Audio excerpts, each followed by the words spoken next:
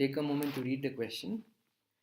So, the interior angles of a convex polygon are in arithmetic progression. The smallest angle is 120 degrees and the common difference is 5 degrees. We have to find out the number of sides of this polygon. The options are shown over here. So how do we do this question? So this is an example of a convex polygon. In a polygon with n sides, the sum of the interior angles is given by the formula n minus 2 times 180 degrees.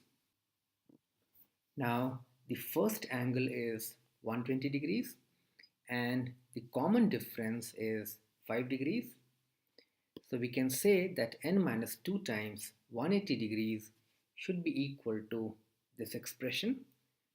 So over here we have used the formula for the sum of n terms of an arithmetic progression. So n is the number of terms, a is the first term of the AP, and d is the common difference.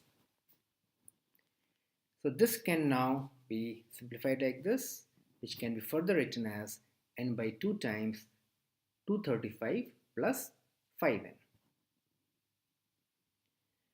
Now we can clear out the fraction and say n minus 2 times 360 degrees should be equal to n times 235 plus 5n. Now we factor out 5 from the right hand side and write it down in this form. So dividing both sides by 5, we get this equation, which can be further written in this form. Now taking all the terms to one side, we find that we have this quadratic equation now. So we can factorize this and say n minus 9 times n minus 16 is equal to 0. So the two possible values of n are n equals 9 or n equals 16. So how do we decide between these two values of n? So if n is equal to 9, the last term would be given by a plus n minus 1 times d, which is equal to this number, and that is equal to 160 degrees. Now 160 degrees is perfectly fine for the last angle.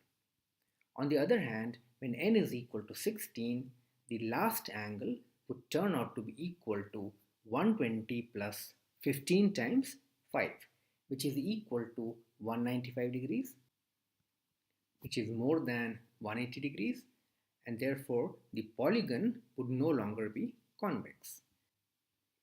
So we go with the value of n equals 9. The correct answer is option B.